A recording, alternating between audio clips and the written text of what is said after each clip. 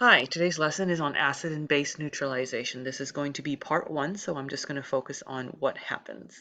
One good real life connection for why, acid and base neutralization is important is heartburn. And all of us probably have experienced heartburn at some point, just because it's usually triggered by something that you've eaten. If it's too acidic or it just doesn't agree with your digestive system, it can cause the acid to come kind of back up into your esophagus. And if you guys remember, I might have said at some point, or if you didn't know, now you know, you've actually got hydrochloric acid in your stomach that helps digest the food for you. And so what you can do is you can eat something like Tums, which is basic, and that's going to help bring the acidity down in your stomach. That's an example of acid and base neutralization. So let's look at, how that happens. Just a little bit of review. Acids, if you remember, acids produce hydrogen ions in solution. So we're just going to focus on the Arrhenius definition for this one. I have some nitric acid, that's HNO3, and we're going to toss it into water. And when it gets tossed into water, remember your strong acids are going to completely dissociate.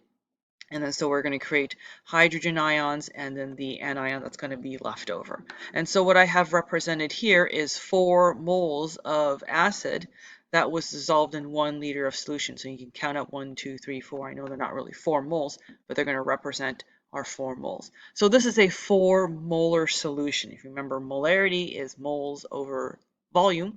So 4 moles over 1 liter. That gives us a 4 molar solution of nitric acid. Now we have our basic solution. This is going to be a strong solution of lithium hydroxide. And our bases are the substances that produce hydroxide ions in solution. And I'm also going to have a 4 molar solution of lithium hydroxide. So again, I've represented 4 hydroxide ions, and that's going to represent my 4 moles.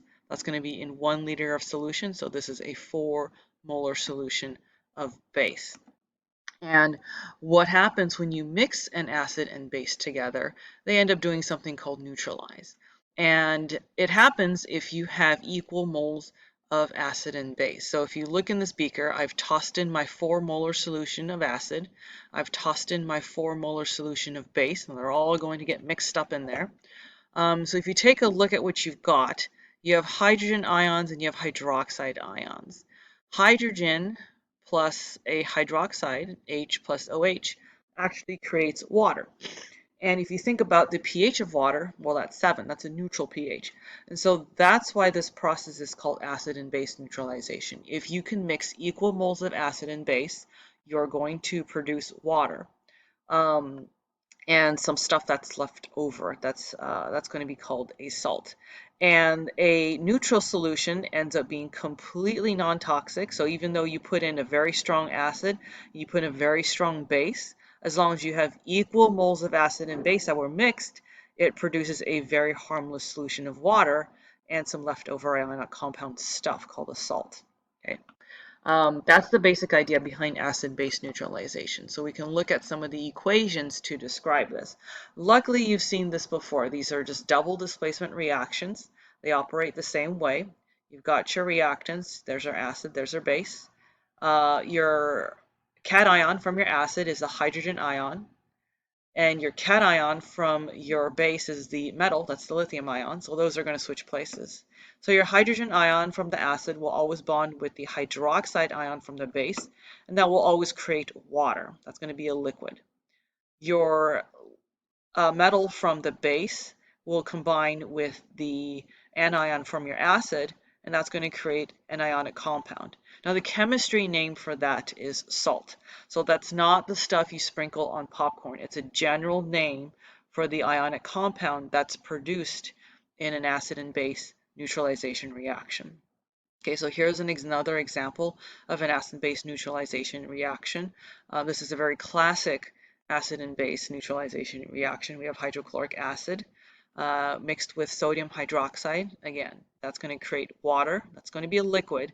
And this one actually does create salt. It creates sodium chloride. And then here's another one at the bottom. This is going to be vinegar and sodium hydroxide.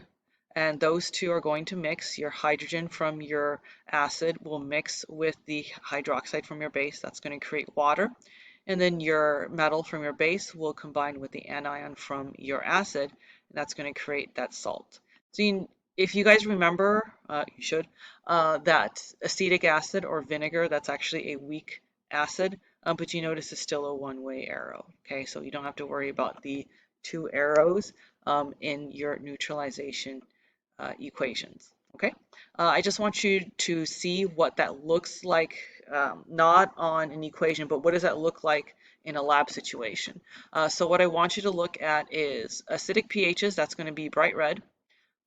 Neutral pHs, that's going to be a green, and then alkaline, that's just another word for base, that's going to be a purple. So these are the universal indicator colors that will show up that will tell you whether you've got an acid, a neutral solution, or a basic solution. Okay, so let's take a look at that. So we've got two containers, one of which is an acid, one of which is a base. So there's your acid, hydrochloric acid, and sodium hydroxide. Equimolar means that they have the same number of moles. So our indicator goes in, and you'll see that the acid turns a bright red. And I think he's just going to stir that up a bit. Right? Then your universal indicator will get added to your basic solution. So you're going to see that deep purple show up. So that tells you it's going to be a very basic solution. So right now you've got hydrogen ions in the pink tank, and then you've got the hydroxide ions in the purple tank. And that's what's causing the color for the indicator. So if you mix the two, and because they're equimolar, equal moles, you can see that they've neutralized each other completely to create water, that liquid, and then you can tell by that green indicator, and green indicates neutral.